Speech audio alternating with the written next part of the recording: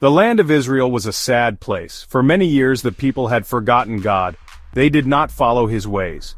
Because of this, trouble came. Their enemies, the strong Philistines, grew powerful.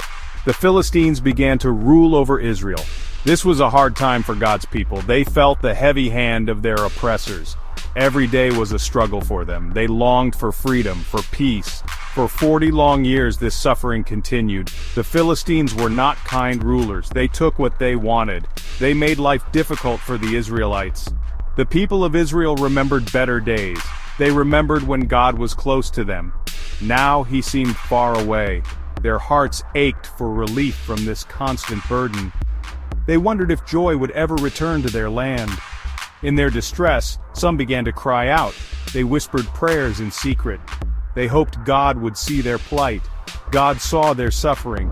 He had a plan, a special plan. In a small village called Zorah lived a man named Manoah. He was from the tribe of Dan. Manoah had a wife.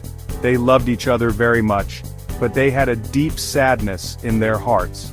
His wife could not have children. In those days, this was a great sorrow. They longed for a child to fill their home with laughter. One sunny day, something amazing happened. An angel of the Lord appeared to Manoah's wife. She was alone in the field. The angel was bright and glorious. He had a message for her.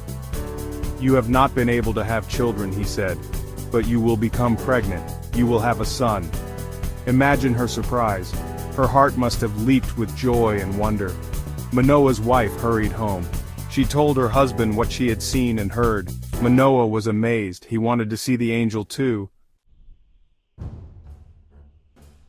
The angel gave very special instructions. These were not ordinary rules. They were for a child chosen by God. Manoah's wife was told, "You must not drink wine or strong drink. You must not eat anything unclean." This was important. The child inside her was to be special from the very beginning. He was to be dedicated to God. This was a serious and holy task for her, a commitment to God's plan. The angel continued with more instructions. "No razor shall ever touch his head," he declared. "The child will be a Nazirite to God from birth." A Nazirite was someone set apart for God's service. They took special vows. Samson's long hair would be a sign. It would be a symbol of his dedication. It was a visible reminder of God's plan for his life. His strength would be linked to this vow, a unique connection to divine power. This child, the angel explained, would begin to save Israel. He would deliver them from the hand of the Philistines. The time came, and Manoah's wife gave birth to a son. They named him Samson. The Lord blessed him as he grew. The Spirit of the Lord began to stir in him. Even as a young man, people could see he was different. There was a special strength about him, a power that was not just his own. It was a gift from God, for a special purpose. He was growing into the destiny God planned for him, step by step. One day Samson was going to a town called Timnah. He saw a young Philistine woman there. He wanted to marry her. This was part of God's surprising plan. It would lead to conflict with the Philistines. On his way to see her, a young lion roared and attacked him. Samson had no weapon, but the Spirit of the Lord came upon him with great power. He tore the lion apart with his bare hands, as easily as if it were a young goat. He felt God's might flow through him. Later, Samson went back to see the lion's carcass. He found something surprising. A swarm of bees had made honey inside it. Samson took some of the honey. He ate it and gave some to his parents. At his wedding feast, he told a riddle to his Philistine companions. Samson was furious about the riddle. The Spirit of the Lord came upon him again.